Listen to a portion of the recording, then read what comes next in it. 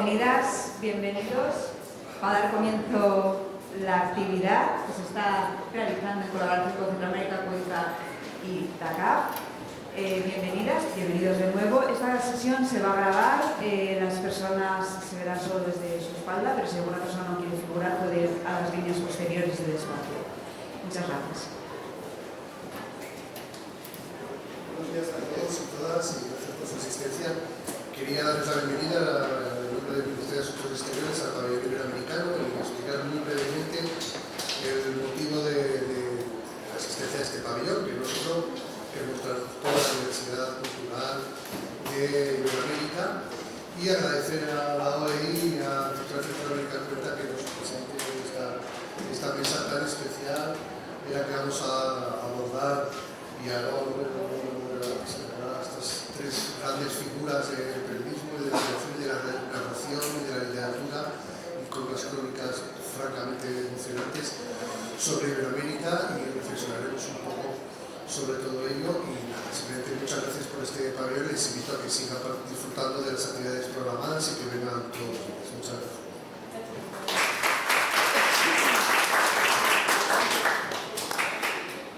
Hola, buenas tardes a todas y a todos. Muchas gracias por venir bajo este calor, aunque aquí es como decíamos un refugio climático esta sala. Gracias a la Feria del Libro de Madrid por darnos el espacio. Gracias a Centroamérica Cuenca por propiciar esta conversación que se titula La excepción permanente, que de por sí es como un binomio paradójico, ¿no? Como cuando lo extraordinario se normaliza.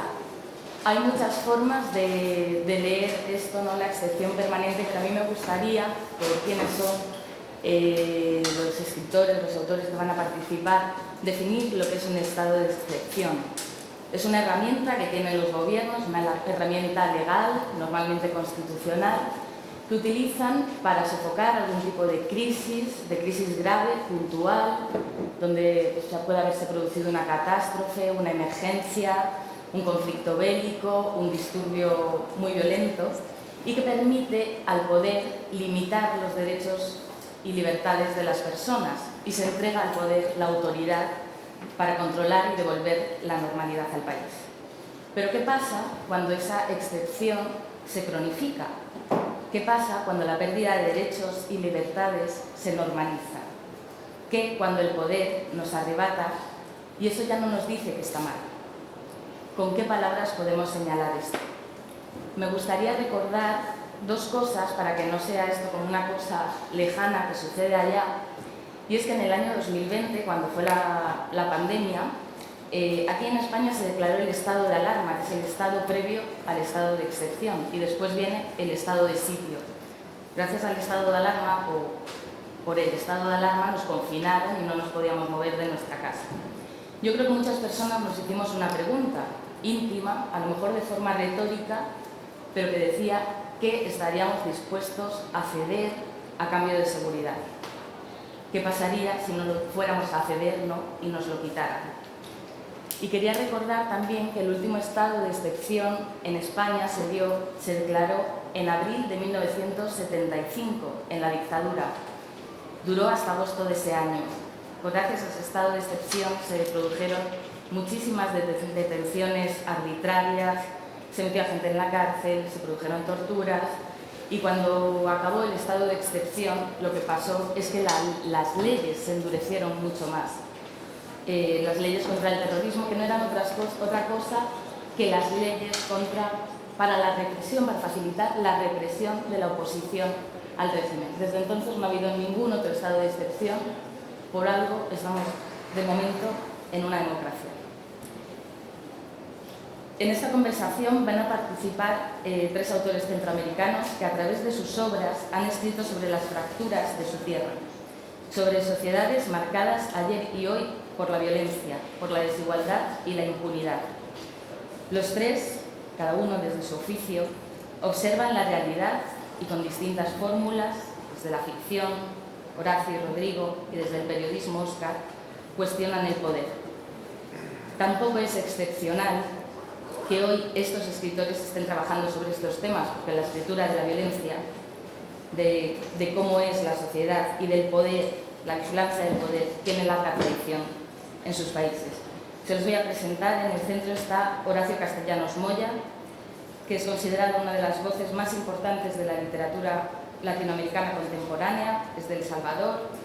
Durante los años de la Guerra Civil salvadoreña vivió en varios países, entre ellos México, Costa Rica, Canadá, trabajando como periodista y desarrollando su carrera literaria. Su obra aborda temas como la violencia política, la guerra, el exilio, la corrupción y los conflictos sociales y morales de Centroamérica. Entre sus novelas más conocidas destacan El asco, Insensatez o Moronga. En 1997, la publicación de El asco provocó una fuerte polémica en El Salvador por sus críticas, llegando incluso a recibir amenazas que lo sacaron del país. Ha recibido importantes reconocimientos literarios, entre ellos el Premio Nacional de Novela por la Diáspora en 1998 y el Premio Iberoamericano de Narrativa Manuel Rojas en 2014. Su última novela es Cornamenta, donde entrega una nueva pieza de la saga Aragón. Vive en Iowa, donde es profesor de la universidad. Óscar Martínez es salvadoreño también, es uno de los periodistas de investigación más reconocidos de América Latina. Su trabajo se ha centrado en documentar la migración, las pandillas, el narcotráfico, la violencia estatal y las violaciones de derechos humanos. Es jefe de redacción del periódico digital El Faro y autor de los libros de crónicas Los migrantes no importan, una historia de violencia o Los muertos y el periodista. Y coautor de Jonathan no tiene tatuajes, crónicas desde la región más violenta y el niño de Hollywood. Su libro más reciente es Bukele, el rey desnudo. Hoy vive y escribe desde México. Entre los diversos premios que ha recibido destacan en 2008 el Premio María Murs Cabot de la Universidad de Columbia o el Premio Internacional a la Libertad de Prensa, entregado por el Comité para la Protección de Periodistas.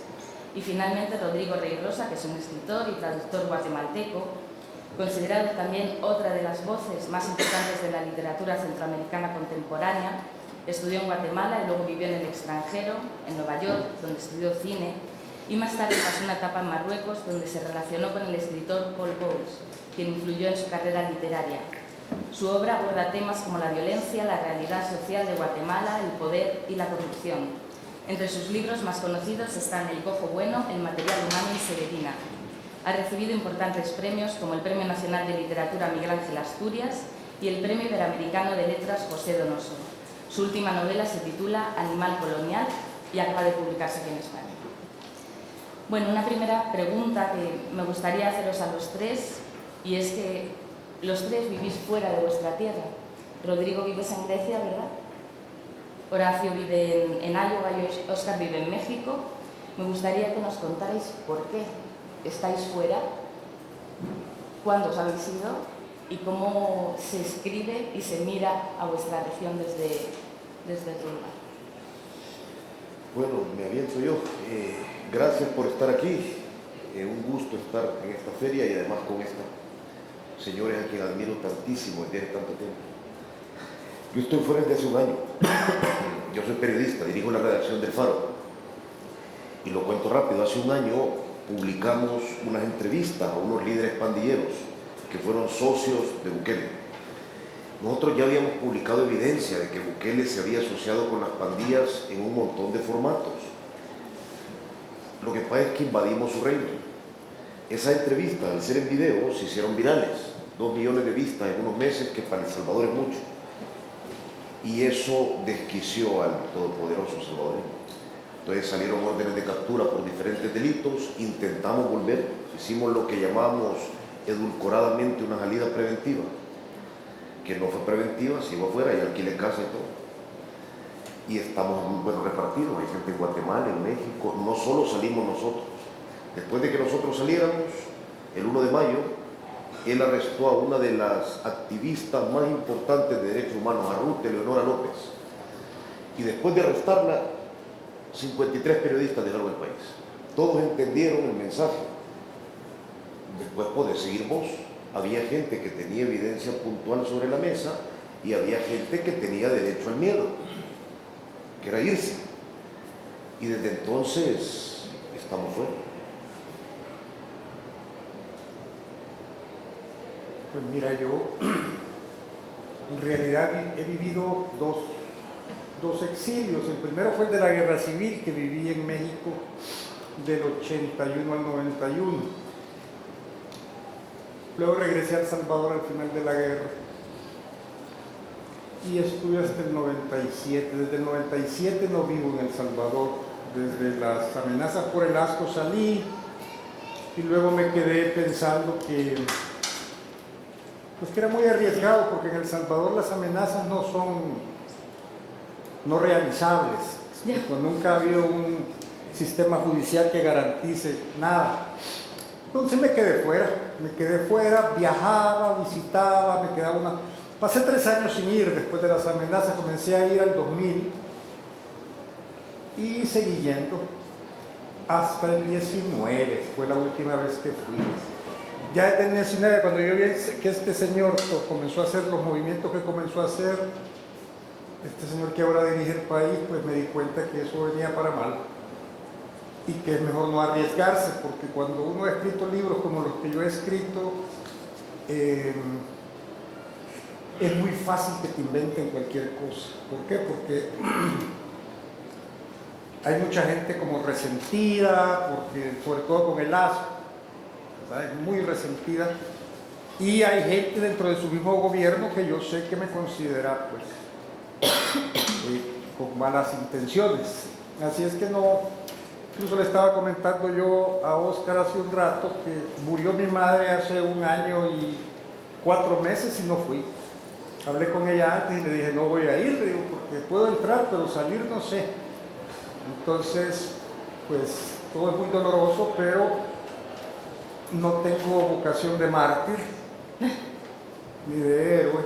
Y entonces dije, bueno, se muere ella, pero yo todavía tengo una hija pequeña, mejor no. Así que me he quedado fuera. Y pienso que esto va para muy largo. No sé si yo alguna vez regresaría a El Salvador, porque es una dictadura de un hombre muy joven, que no llega ni a los 45 años. Pues yo me he autoexiliado 2 veces. La primera vez me fui a los 19 años, volví a los 30 y pico, en el 96, cuando se firma la paz en Guatemala. Volví un poco antes, cuando se firma la tregua, y yo estaba fuera de verdad porque quería irme de Guatemala, no solo por razones políticas y culturales, porque era una especie de vacío. Yo venía de Guatemala en los 80, no había un solo escritor en activo, había muy poca actividad editorial. Yo tenía ganas de conocer el mundo, no eran solo motivos de seguridad personal, sino que de curiosidad de irme. Y estuve fuera casi 20 años, volví y pasé otros 20 años en Guatemala. Mi vuelta al exilio, digamos, coincidió con el COVID. Yo estaba viajando con mi hija precisamente, que fue la causa de que yo me quedara 20 años en Guatemala sin salir.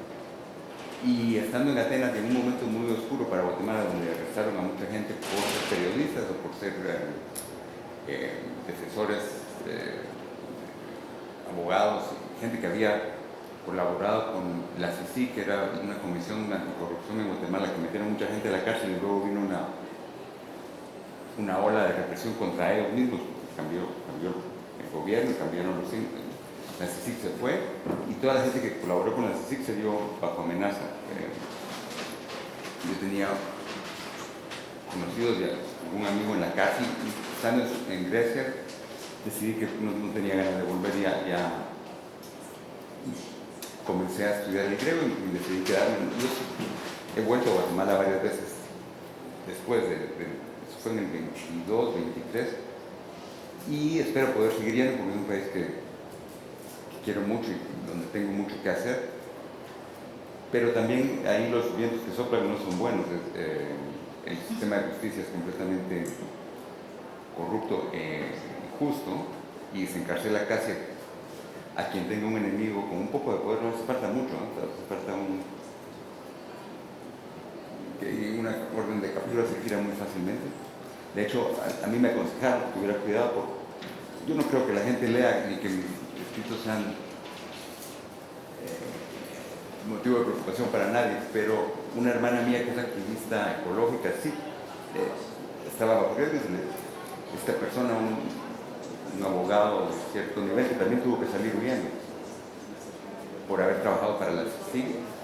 Solo nos dio un número de teléfono, si se lo llevan, llamen aquí porque si no lo pasan muy mal ahí dentro. Y entonces con esa seña yo decidí que tenía ganas de estar fuera otra vez. ¿Se escucha bien? Porque yo no lo sigo muy bien. ¿Se escucha bien ahí? A lo mejor se puede subir un poco el volumen. Sí, ¿no? Vale.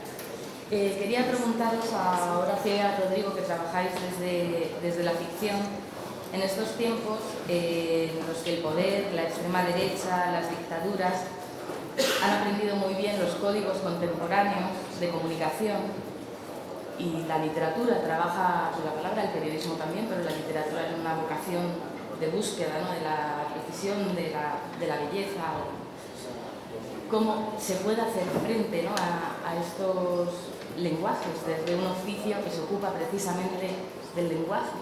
¿Creéis que tiene alguna responsabilidad para responder a esto? Es que yo no entendí muy bien la pregunta. Sí. Desde la ficción, ¿hay alguna responsabilidad? Yo no creo que haya ninguna responsabilidad, pero es como el tema que nos toca.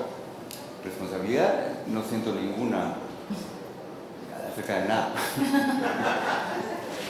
Pero escribir te acerca a tu realidad y te hace ir abriendo y descubriendo. Para mí es como una especie de exorcismo más que una responsabilidad. Y sí, digamos que a la hora de escribir, que es un acto de libertad, la única obligación que yo tengo es no editar antes de haber escrito, sino soltar todo lo que hay y lo que viene de eso, porque es una realidad que aborda desde todos lados y no puedes escapar. O sea que no hablar de eso sería muy difícil. Sí, yo no creo que esencialmente las condiciones hayan cambiado desde el momento que yo me formé como escritor. La prueba es que ahora hay una dictadura. Me explico, entonces, porque no es las formas de gobierno las que importan desde la ficción, sino que son el ejercicio del poder y el ejercicio del poder como instrumento para manipular y callar. Entonces, cuando yo me formé en los 70, El Salvador era tremendo, pues. Y mi idea del poder y mi idea de la literatura como un instrumento subversivo, como un instrumento que trata de desnudar y demostrar a través de la belleza del lenguaje y a través de formas literarias la naturaleza del poder sigue intacta, creo yo. Es decir, que para mí, si no entro en esos mundos, no tengo ningún estímulo para escribir. Es decir, una historia de amor o de desamor sin el componente del poder me es ajena. O sea, es imposible que escribas un libro alejado de un contexto político, ¿no? No, es que el poder no solo es político, ¿verdad? El poder es una cosa esencial en el hombre, es una cosa que se ejerce y a la medida como lo ejercemos nos lleva a construir las formas colectivas de control, ¿verdad? Pero incluso en una historia en que, bueno, mi última novela, Cornamenta, que es pues una novela sobre una infidelidad, sobre un adulterio, pero allí hay muchas capas del poder. Sí.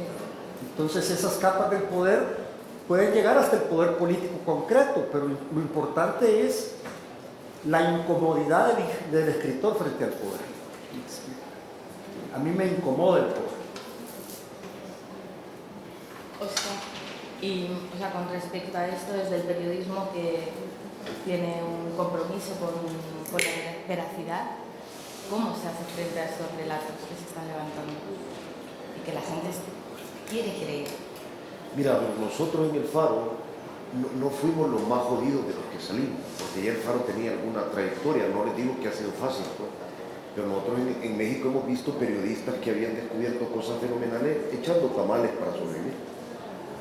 O hemos visto periodistas nicas que han quedado, por ejemplo, durmiendo en el Parque de la Sabana cuando salieron de Nicaragua.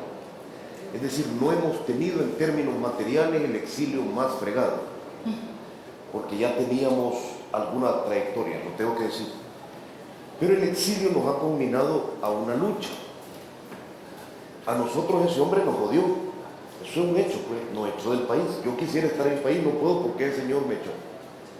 Pero el odio no es una técnica periodística, no es un método viable. Vos no podés hacer periodismo desde el odio, tenés que manejar los cánones terribles, a veces muy molestos que el periodismo te impone, de comprobar las cosas, de verificar, de entregar información que no sea una opinión velada, sino verificada, documentos. Y eso nos ha obligado con toda la redacción a hacer una búsqueda de poner más candados, porque vos imaginate, o sea, hay gente que no dejó su pareja, pues, porque su pareja era médico y les dijo, no hombre, no renunciar en lugar de exiliar, yo soy doctor, vos periodista, ¿quién tiene más futuro? Y la gente se fue. Entonces, hay gente que perdió parejas, casas, que teníamos un colega que, como lo describe mi hermano en una crónica, tenía síndrome de abstinencia de hijo, ¿verdad? Tenía 3 meses de no verlo y acaba de nacer. Entonces hay gente que no le podés decir no estés encachimado, no le podés decir que no estén enojados. Lo que les podés exigir es que no lo apliquen a su artículo. No te voy a decir que no puede haber existido en la mirada editorial algo que te gobierna de eso, pero tenés que luchar, porque si no te vas a convertir en un sujeto inútil, en un sujeto del pasado que supo y ya no sabe, que sabe de un país que ya no existe. Y como periodista vos no podés ser un sujeto del pasado. Esa es la gran paradoja. Estamos fuera, yo llevo un año fuera del país, ha cambiado y va a seguir cambiando, pero como periodista vos no podés ser un sujeto del pasado. Es complicado eso.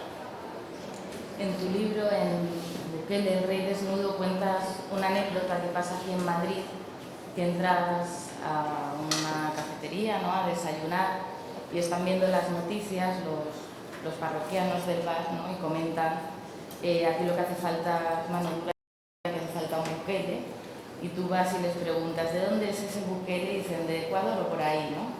Y Horacio, te he leído en una entrevista que cuando sale Insensatez en España, los periódicos no muy importantes en sus reseñas lo ubican en El Salvador, cuando para ti, ¿no?, dices desde la primera página está claro que es un libro que transcurre en Guatemala. ¿Cómo explicáis, o sea, cómo se puede contar la diversidad y el distinto pasado, ¿no?, y de Centroamérica en lugares donde no tenemos ni idea, ¿no?, y hay tanta ignorancia? Mira, yo creo que hay distintos niveles, ¿no? Es decir, tú no le puedes exigir a un comprador de libros común y corriente que esté informado al detalle de cosas que un crítico literario sí tiene que saber. Es decir, si un crítico literario no sabe que los indígenas cachiqueles, o no se molesta en investigar que los indígenas cachiqueles solo existen en Guatemala, pues le puedes exigir, ¿no?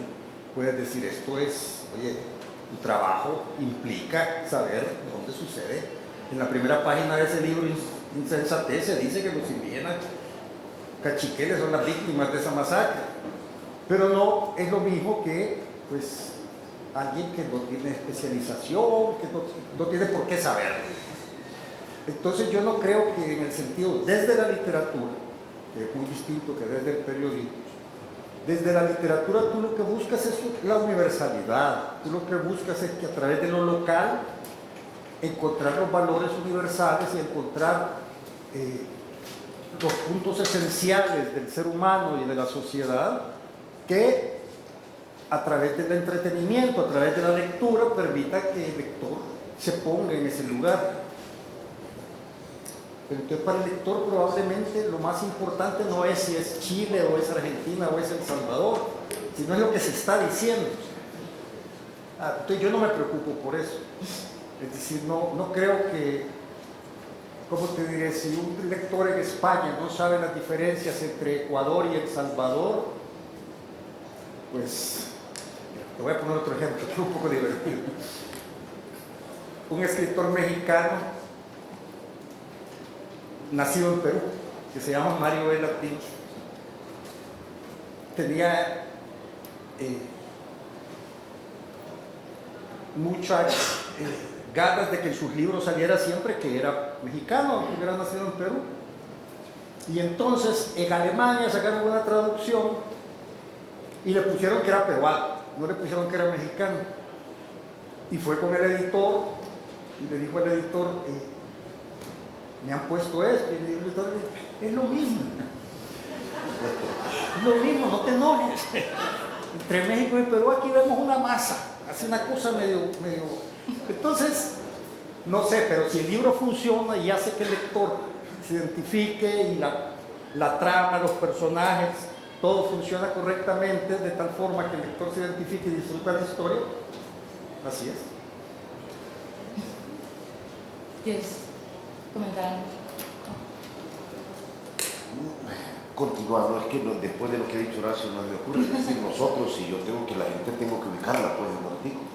No digo, no tiene que ver que no haya concesiones. Fíjate que estaba escuchando la frase que decía, nosotros también pretendemos que nos puedan leer en cualquier lado, con otras pretensiones universales, pero sí pretendemos que si alguien en Suecia, que no conoce la filigrana del país, puede entender la historia. Pero tenemos una cadena mucho mayor que ustedes no tienen. Es decir, vos trabajas con la veracidad, nosotros trabajamos con la verosimilitud, es la gran diferencia. Vos trabajas con la verdad, nosotros trabajamos, o bueno, yo trabajé también como periodista con la verdad, pero la verosimilitud es otro nivel. Va, pero lo dejo ahí para que continúe la conversación, solo me quedo pensando, estoy hablando en voz alta. Va, es una verdad, Bukele es dictador, o sea, violó hasta la Constitución. Anda a preguntar a la gente en El Salvador si lo consideran dictador, la gran mayoría te va a decir que no. ¿Qué es la verdad? En ese sentido es la tuya, en el sentido de que estás expresando una verdad fundamentada en los parámetros para evaluar si esta sociedad es democrática o no. Pero la gente no está pensando que no es dictador por eso, sino porque no hay pandillas, que no es un criterio de valor universal, en el sentido de qué consideramos democracia, qué consideramos dictadura, qué consideramos régimen autoritario. Entonces yo creo que ahí la verdad es tuya. Para la otra gente su verdad es su cotidianidad, pero no el concepto de democracia, sino que es la sobrevivencia. A mí me importa que este tipo sea dictador mientras yo puedo ir a la tienda y nadie me hace nada en el camino. Cuando el mismo ejército le comienza a hacer algo en el camino porque está protestando, porque no le alcanza el dinero, entonces va a entender el criterio de democracia. Ahorita no. Y empezaron desde que hay uno de cada 50 salvadoreños está preso y la gente aún no lo considera así. Uno de cada 50 salvadoreños está preso. ¿Cuánto más hay que meter preso para que entiendan? Pero bueno. No, yo estoy completamente de acuerdo. Y la diferencia entre verdad, que puede ser muchas verdades, no hay una verdad, y la verosimilitud es lo que parece verdad.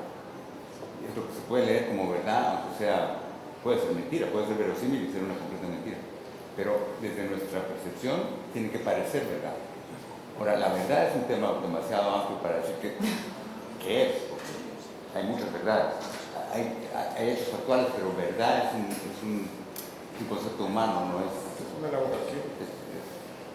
Y yo acabo de oír un podcast que puede ser fake news, pero que todo el proyecto de Bukele realmente está dirigido desde Silicon Valley prácticamente, como un experimento de control poblacional que le ayudaron a financiar.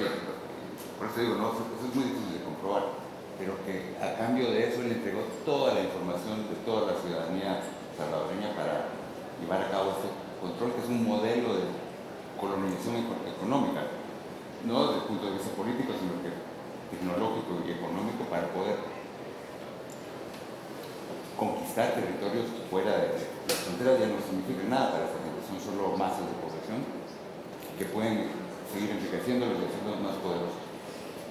Si esto parece que Bukele, según este podcast, es una especie de títere de esta gente que le han dictado, no es que sea ni siquiera tan ocurrente. No sé qué pensás vos de eso. Fíjate que yo creo que Bukele de verdad él construyó su poder, no digo que sin alianza, pero fíjate que Bukele incluso se le opuso a los estadounidenses cuando echó a la embajadora, a la encargada, eso no lo había hecho un salvadoreño. ¿Cuándo había visto eso? Bukele sí construyó su poder y es raro. Yo creo Pero que... ¿no crees que puede haber una Sí creo que hay influencia, complicidad? creo que hay complicidades, creo que Bukele entiende de matones mayores. El mejor ejemplo, sí está aliado con mucha gente del Bitcoin y de Silicon Valley. Desde el Bitcoin. El mejor ejemplo es cuando Bukele va a la Casa Blanca, ahora que Trump ganó la segunda elección y en enero entró al poder de 2025, Bukele va, es el primer presidente latinoamericano que invitan, pero en la conferencia de 46 minutos a él Trump lo dejó hablar 2 minutos con 13 segundos. Y de los 2 minutos con 13 segundos, parte de lo que hizo es contestar las preguntas que Trump le hizo, que eran preguntas retóricas, como vea que está bueno eso. Sí, Calladito te ves mejor. Calladito te ves mejor. Pero fíjate que también la gente quería eso. Fíjate que la manera en la que Bukele se presenta ante la población es un ejemplo.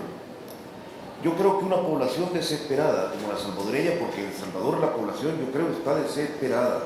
El verbo salvadoreño del 60% de la población que tiene un trabajo informal sigue siendo sobrevivir. Y sobrevivir es un verbo incompatible con reflexionar. No siempre, pero normalmente. Vos no tenés tiempo y tenés que darle de cenar a tu hijo. Es decir, si trabajás, cenás, si no, no. No tenés mucho tiempo para pensar en cómo le va a la sala de lo constitucional de la Corte Suprema de Justicia. No sabés dónde viven los señores, siempre los señores, ni cómo les va. No vas a salir a marchar a las calles. Y cuando te va mal, lo que querés es una figura casi caricaturesca que te prometa que te lo resuelve todo. Miren a Bukele. ¿Cómo se viste Bukele? Como si fuera una mezcla entre Simón Bolívar y Locomía. La gente quiere esa expresión, es decir, alguien que se vea así y que le prometa que te va a resolver los problemas de una forma mágica. Y ahí es donde les vas quitando derechos. En ese idilio absurdo, en ese enamoramiento, en ese embobamiento, es donde vos haces musarañas y le vas quitando a la gente cosas. Así ha pasado. Rodrigo, en Animal Colonial inventas un país, Nueva Verapaz, donde sitúas una cárcel masiva, como estas que han dado fama a Bukele, ¿no? Sí, es que este modelo de cárcel se ha vuelto un ejemplo para... En otros países ya están prometiendo hacerlo. En Guatemala la candidata, que es una especie de modelo para mí, prometía hacer una cárcel más grande que la de Bukele, porque nosotros tenemos los mismos problemas y Latinoamérica tiene problemas muy parecidos de criminalidad elevada, pobreza y democracia muy corrupta. Este modelo se puede aplicar en casi cualquier país, con muy pocas excepciones, y creo que es lo que estamos viendo, que este modelo gusta, y no solo en América, sino que hay otros países que ven este tipo de cárcel masiva, inteligente, digamos, y... ¿Tú sabes de dónde es la empresa que construyó la cárcel de Bukele? venezolana, no, mexicana, española, pero creo que había, según un artículo... No, yo le pregunté a la inteligencia artificial, que ahora no le pregunto. no le creaste. ¿De dónde es la empresa? Y me dio una empresa española muy grande. Yo leí un artículo, pero no sé si era de Faro, que eran extranjeros, pero no españoles. No, es una empresa española. Eso dice AI, pero vos quieres saber. Nosotros publicamos de dónde era el capital inicial para construir, venía como de 3 países, no me acuerdo si. Sí, es que eran 3 países por lo menos, ¿no? Pero la empresa que construyó, no el capital, la empresa. La que ejecutó. La que montó. No lo recuerdo ahora mismo, pero hemos publicado, o sea, no le pregunten al IA, lean el Faro. Bueno, pero sígueme. No, que esta idea de que Bukele, o sea, claro, alguien como Bukele era necesario, pero que hay un plan mayor, un plan de control poblacional extenso. Eso es lo que a mí me asusta más. Sí, y tienen todas las maneras de ser. Claro que muy pocos presidentes estarán dispuestos a venderle toda la información personal de todo su país, que parece que es lo que hizo. Pero en el fondo es más un problema institucional, es decir, las instituciones en El Salvador no resistieron nada. Es decir, Milei quisiera hacer algo como Bukele, pero no se va a deshacer del peronismo de la noche a la mañana. Argentina es uno de los países que no son tan Casi parecidos, en tampoco se va a Guatemala. poder deshacer de toda la... No sé si me explico, un caos en El Salvador, es decir, de pronto todo lo que era el sistema político se desmoronó. la derecha y la izquierda, la guerrilla. No hay un solo dirigente guerrillero, ¿verdad? Aparte del que hace trato con Bukele, que es un hombre fuerte y el que maneja todos los trabajos sucios. Pero se ve normal. En Guatemala, ¿cuál es la estructura política? Ahí está. No, ahí tampoco hay. Ahí está. Guatemala no se tiene que desmoronar nada. Ya está caída. Honduras es igual. Nicaragua es un ejemplo, es una excepción, pero Pero es que El Salvador también cuando lo agarraron, esa estructura política es como un amigo que fue a Paraguay y decía, este país está medio construido, a medio destruido. La estructura política de El Salvador que era, ya llegó a un nivel de hartazgo de la gente. pero El Y Salvador ahí, tuvo ¿qué le entendió eso? una evolución mayor que El Salvador nosotros lo veíamos como avanzado políticamente después de la guerra, cuando hay como una especie de gobierno a la derecha, luego a la izquierda, había una apariencia de vuelta. Hubo dos partidos políticos que durante 30 años Se dividieron. hubo alternancia en el poder, durante 30 años no solo hubo alternancia en el poder, sino que hubo partidos, un partido que tenía el poder municipal, otro que tenía la asamblea. Eso lo veíamos desde Guatemala como... Y eran desde el expresión camino. de elecciones, ¿verdad? Es decir, y ese sistema que se construyó después de la guerra civil, al que se llegó a través de los acuerdos de paz, solo duró 30 años. ¿Por qué solo duró 30 años un sistema como ese? Y es muy parecido al caso de Venezuela, como Chávez acabó con un sistema político también que había durado quizás unos añitos más, pero eran socialdemócratas y socialcristianos. En El Salvador eran guerrilleros y derechistas, pero el FMLN fue un partido del poder 10 años, que no es poca cosa, y Arena 20, la derecha. Y de la noche a la mañana no quedó Nada, se nos comió. Pero fíjate que yo ahí sí creo,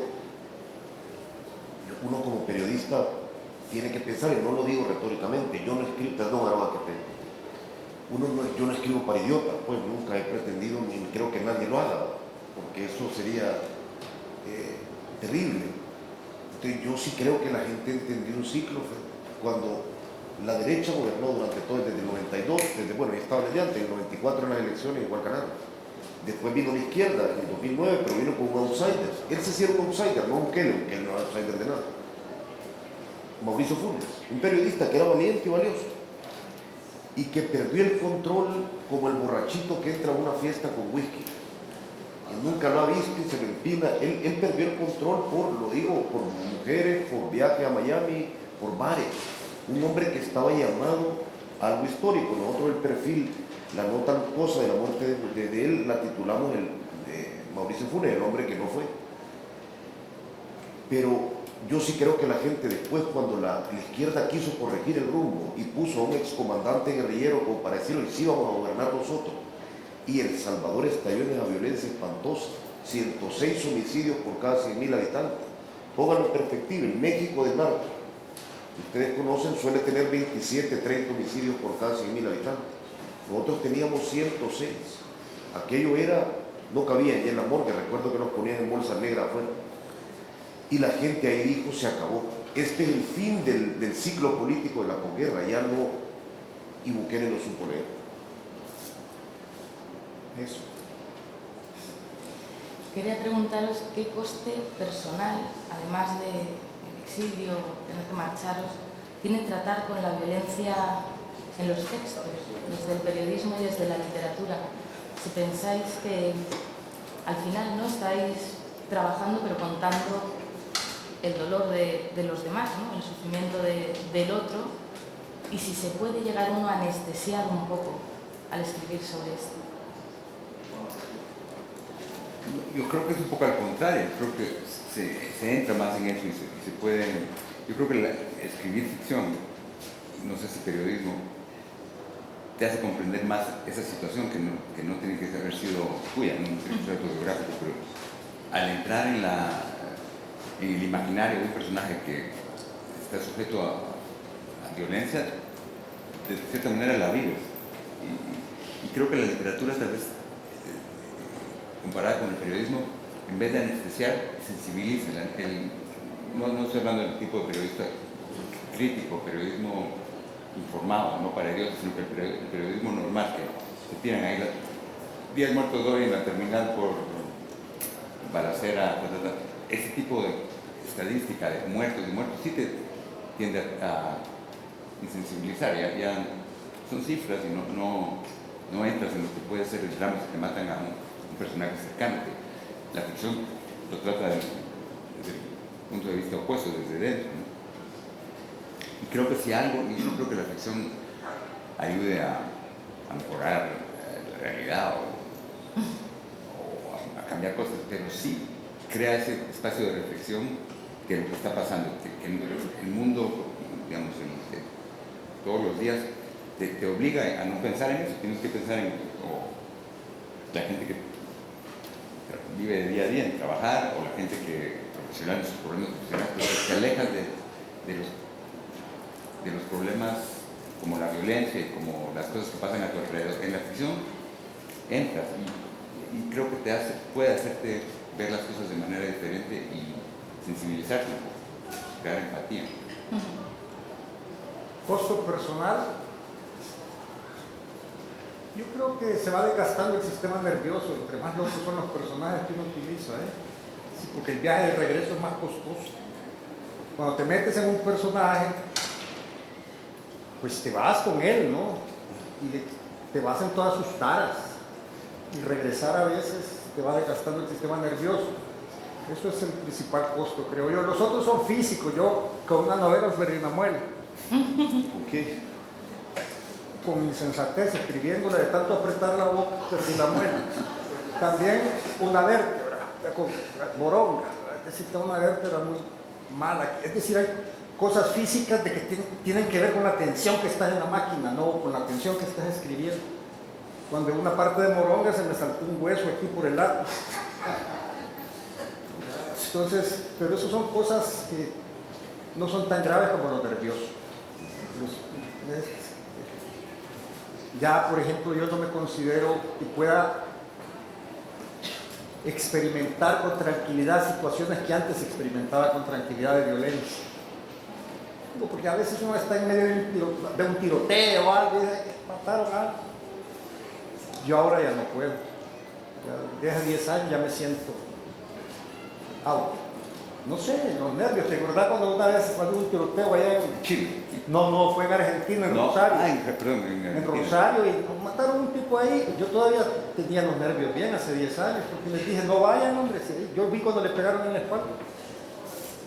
Y se fue el tipo y después vino enfermo, ¿no? Sí. Que nos había invitado.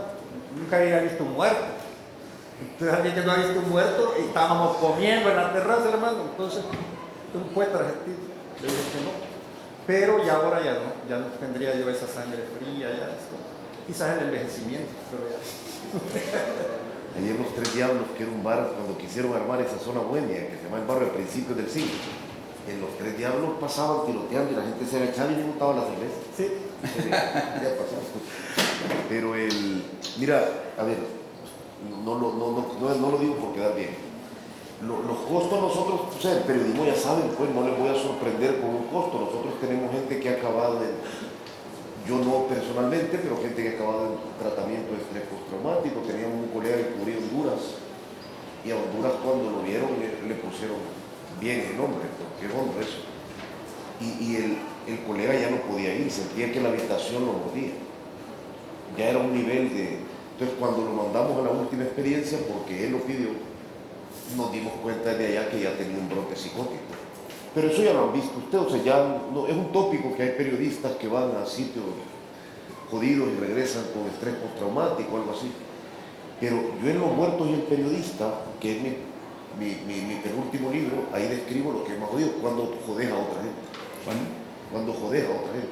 Porque el periodismo, vos querés que cambie cosas. Y yo creo que solo el periodismo de alta calidad ha cambiado cosas. Si no miran la historia, el Watergate, ningún TikTok ha cambiado muchas cosas. Solo el periodismo de profundidad realmente ha tenido la oportunidad. La masacre de Milay de 6 mujeres, Operación Masacre de Rodolfo Walsh, lo que vos querrás. Solo eso ha quedado en la memoria y ha terminado modificando aquello que roza la literatura como periodismo. O que muestra una carga de evidencia casi que a niveles fiscales, si querés. Pero cuando vos te acercás a una realidad no sabés si vas a hacer eso. Entonces yo cuando en Los Muertos del Periodista cuento la historia de... Yo me acerqué a unos hermanos Cuando yo conocí a Rudy, yo sabía que a Rudy lo iban a matar. De hecho, yo retomé el libro porque en la libreta, en la pandemia lo retomé, anoté en la libreta, hoy conocí a un muchacho que va a ser asesinado. Y así era, no había otra. Yo sabía leer mi país, iba a ser asesinado, lo mataron. Pero cuando la policía lo llevó a matar, tal como yo sabía que iba a pasar, a él lo dejaron herido de bala abajo de un palo de jocote. Y él me llama un domingo, y él era mi fuente, y el periodista protege a su fuente, no a las que le cae bien, a todas. Yo me fui a traerle un carro que tenía, allá a un cantón que queda en La Paz. Pero cuando llegué, la policía ya se lo había llevado para irlo a matar a una terracería. Y yo subí a su hermano al carro. Ahí fui ingenuo yo. Pues cuando íbamos en una absurda persecución, yo persiguiendo a la policía, cuando debería ir al revés. Los hermanos se sumaron, salieron gritando porque en el pickup no dejaban ver a Rudy. Después lo mataron también. A Guito le quitaron la cabeza y al otro le abrieron un machetazo en la cara. Se lo llevaron a los tres. Yo creo que los mataron porque esa noche lo subió al carro. Eso es jodido. Cuando vos heredás eso, porque un error tuyo en el fondo del pozo condena, ¿eh? Y dime, ¿te acostumbras a ese...? Es que si no te acostumbras no sobrevivís. No con alegría. Yo no me considero un ser oscuro de alma, un ser turbio, solo turbio, pero sí puedo ser muy turbio. Es decir, sí puedo ser muy turbio. Rodrigo, en el Material Humano, que es una novela en la que trabajas con los archivos, es una búsqueda, dices una frase que es que un estado frágil siempre necesita el terror para sobrevivir. ¿Crees que siempre es así? Sí, yo creo que es un axioma político casi. Mientras más débil es el Estado, más tiene que ejercer violencia para controlar. Si no hay un Estado como Dinamarca, o que son estados fuertes, no necesitan esta represión. Y lo contrario, en los países centroamericanos y africanos, donde no hay un Estado fuerte, hay un ejército fuerte, un sistema policíaco, pero no hay un Estado en el sentido profundo, que todos somos del Estado, cada uno es parte del Estado, la violencia hace falta para controlar. Esto creo que es una cita, no lo inventé yo. ¿No? Sí. Quería preguntaros también cuál es el significado que habéis dado vosotros cuando os citaron para esta charla que se llama La excepción permanente. Mira, yo primero dije que alegre que voy a estar con Horacio y con Rodrigo. Yo no lo digo en broma, yo los admiro muchísimo a ustedes, ¿no? Pues sí, es que no le hallo yo más. En El Salvador tenemos un régimen de excepción desde marzo de 2022. ¿Cuál es la excepcionalidad de eso? Si así vivimos nosotros, bajo un régimen de excepción todo el tiempo. Lo que pasa es que yo pensaba en una cosa cuando veía lo de excepcionalidad. Es que no es tan excepcional como salvadoreño renunciar a esas cosas. No es que antes tuvieran un montón de cosas. Yo no estoy justificando el régimen. Bukele tenía el capital político y social para haber hecho otra cosa. Esa lógica barata de los autoritarios de decir, ya se acabó la democracia, ya lo intentamos y fallamos, tengo que ser dictador. Mentira, cuando intentaron la democracia. En El Salvador había un señor que sacaba cadáveres de la tierra, Israel Ticas, y él estaba mal, él se estaba mal de la cabeza. Él era un ingeniero civil, era el único criminalista forense en el país que más homicidios tenía. Solo tenían un señor que devolvía hueso a la gente. Eso fue intentar la democracia, no jodas, hombre. Bukele la pudo haber dicho, en lugar de acumular poder, pudo haber dicho, voy a intentarlo bien. Él tenía el capital político incluso para decirle a la gente cosas que otrora no aceptaron, como voy a abrir programas para retiro de pandilleros. La gente se lo hubiera aceptado a él, pero no lo quiso. Lo que pasa es que en El Salvador, yo siempre me pregunto, Bukele, como vos decías, Horacio, está bien joven, tiene 45 años, 44. Y acaba de decir que él quisiera quedarse 10 años más en el poder, pero que le va a preguntar a Dios y a su mujer. Yo digo que le van a hacer que sí. No lo veo. De Dios seguro le dice que sí. Pero lo que yo decía es qué tan mal lo hicimos para que él hiciera eso, en todos los campos. periodísticamente, ese hombre nos quitó un montón de electores. La gente le creyó que éramos pandilleros, cuando a nosotros las pandillas nos habían amenazado de muerte cuando él no era político. ¿Qué hicimos? ¿Qué tan buenistas fuimos? ¿Qué tan irreales? Es que si llega un hombre así y vos no tenés autocrítica, estás jodido. Tiene que haber una autocrítica. Ese hombre lo aplastó todo, lo cambió todo. ¿Qué tan mal lo hicimos? Eso es lo que yo me ando preguntando. De la conferencia, de esta... Bueno, Ah. ¿qué significado le das a eso? No sé, igual es muy concreto o es algo más No, yo de la creo acción más, o de la escritura. más general, pues, estado de excepción. El Salvador lo vive permanentemente, pero es un recurso que a veces lo ha puesto Ecuador, a veces. Entonces yo me quedé pensando una cosa muy interesante, porque yo la primera vez que viví el estado de sitio, principios de los 80, y esto está relacionado con lo que acaba de decir Oscar, la situación era muy distinta. Era estado de sitio, pero era estado de sitio y la gente que para contener a un poder alternativo, que también tenía el control de las armas. ¿Verdad? Es decir, yo me formé en un estado de sitio donde había la posibilidad de cobrarle al Estado lo que el Estado estaba haciendo. ¿Verdad? Es decir, hay una consigna que retrata todo eso, que dice: porque el color de la sangre jamás se olvida, los masacrados serán vengados. Ese era el clima en que yo me formé. Es decir, que no era una dictadura tradicional, sino que fueron 10 años de guerra civil donde se peleaba y se les cobraba. Es decir, tú me matas a mi hermano, yo me como el tuyo, ¿verdad? Institucionalmente como ejército guerrillero. Pero ahora la situación es completamente distinta. Ya ni siquiera es estado de sitio, es de excepción. Es decir, que está basado precisamente en los 30 años de democracia que le permitieron desarticular todo, democracia fallida. Y entonces no hay nada, es que no ves nada hacia el futuro. Nosotros miramos hacia el futuro la posibilidad de que el ejército fuera derrotado. ¿Verdad? Y de hecho hubo un empate y por eso se logró la democracia. La democracia se logró porque el ejército no pudo derrotar a la guerrilla y la guerrilla no pudo derrotar al ejército. Entonces, bueno, pongámonos de acuerdo, hacemos 2 partidos y nos vamos a la democracia. La democracia como una opción que no era la de ninguno de los dos. La guerrilla quería el comunismo, el ejército quería el fascismo. Entonces se logra la democracia como opción secundaria. Pero ahora no ves fuerzas de oposición por ningún lado, nada. Es decir, hay como 2 diputados de oposición, ¿no? Entonces, pues, ¿qué sentido de futuro puedo tener yo cuando hablo de secesión? Ninguno. Ninguno. Para que eso termine va a faltar mucho. Y va a suceder de una forma muy particular, y es que el nuevo régimen político que salga en El Salvador va a salir del mismo partido de Bukele. No va a haber ninguna fuerza externa. Un poco como sucedió con el PRI, ¿verdad? Que de ahí salió Moreno.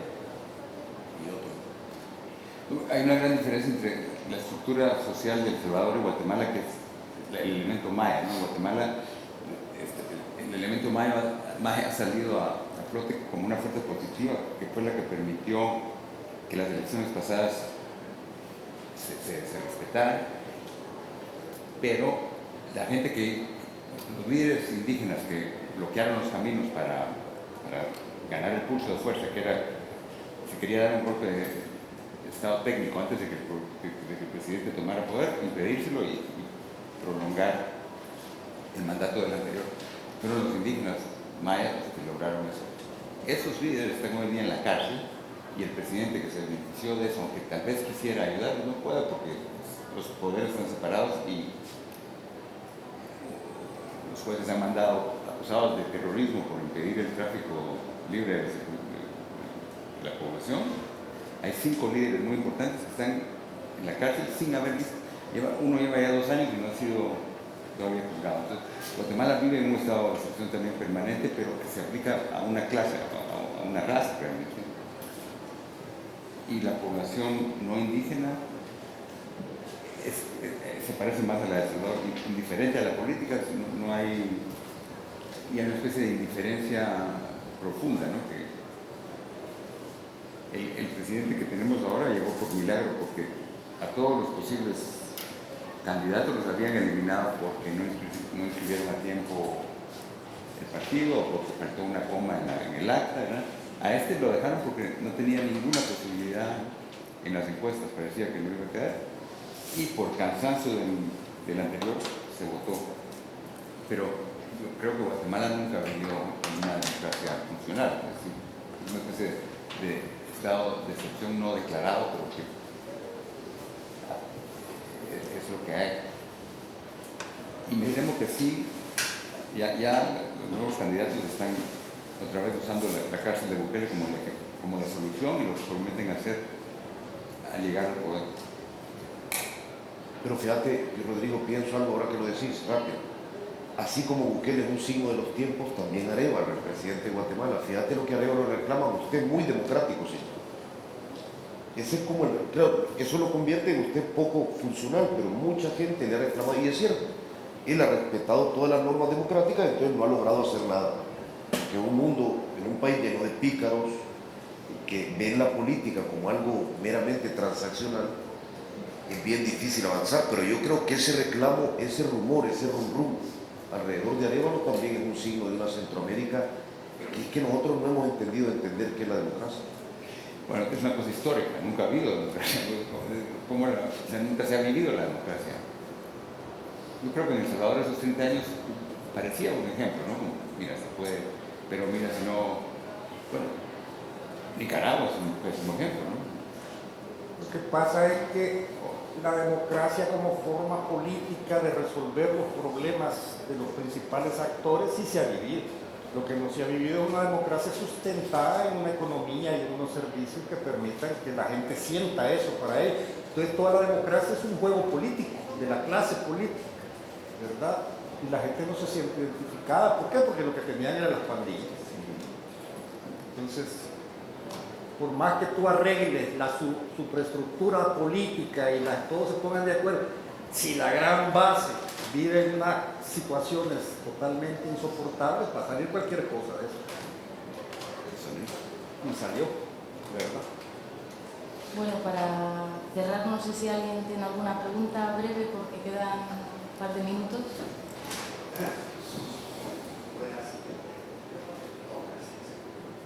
Bueno, me gustaría escuchar sus comentarios sobre esta declaración breve. Me parece a mí que una de las funciones, tal vez la función más importante del arte o de la escritura, es mantener un espacio libre aquí. Y pues un dictador como Trump quisiera dominar no solamente los seguidores, sino la gente que se ponen en contra por los medios de comunicación y el internet. Entonces me gustaría escuchar sus opiniones. En cuanto al periodismo, yo sé que cuando yo era periodista en un tiempo, yo sé que cuando uno está en la lucha es difícil de encontrar un reposo, y me gustaría saber cómo hace usted para descansar un poco de tiempo. Mira, yo lo decía en el libro La muerte del periodista, Gabriel García Márquez, maravilloso escritor, pero periodista, él dijo que este era el mejor oficio del mundo. Yo digo, no jodas, quizás ser catador de cerveza. Este no es el mejor oficio del mundo, trabajar en una vinatería. Pero yo me quedo con la frase de Alma Guillermo Prieto. Ella decía, es una aventura maravillosa. Yo no he vivido una vida aburrida. Yo aprecio a ver, maravillosa no es bonito, es un adjetivo distinto. Yo he vivido una vida maravillosa. Yo he visto el mundo en primera fila, aunque el espectáculo sea terriblemente nefasto. Pero ahí he estado, pues. Entonces, yo no me quejo, yo lo elegí. y lo aprecio y lo vivo con entusiasmo, a veces con cansancio, pero no me quedo de eso. Yo le agradezco al periodismo haberme puesto donde me ha puesto y haberme permitido estar ahí, incluso en momentos jodidos. No hubiera podido yo con una vida sosegada, no es mi naturaleza. Y el periodismo y yo encajamos bien. Entonces, no me vendo como un mártir de esto. Le he sacado mucha ventaja. Entonces, ¿cómo descanso? Puedo decir el lugar común de tomo y eso, pero yo estoy rodeado de gente que hace lo mismo que yo. Y gente que entiende lo que hago. Y entonces nos sentamos a hablar y yo no tengo que explicarle, mira, fíjate que estoy jodido por esto. ¿Me entienden? Han hecho lo mismo que yo. Somos una generación. Hacer eso en soledad no sé cómo hubiera sido. Pero así acompañado no está tan maluco.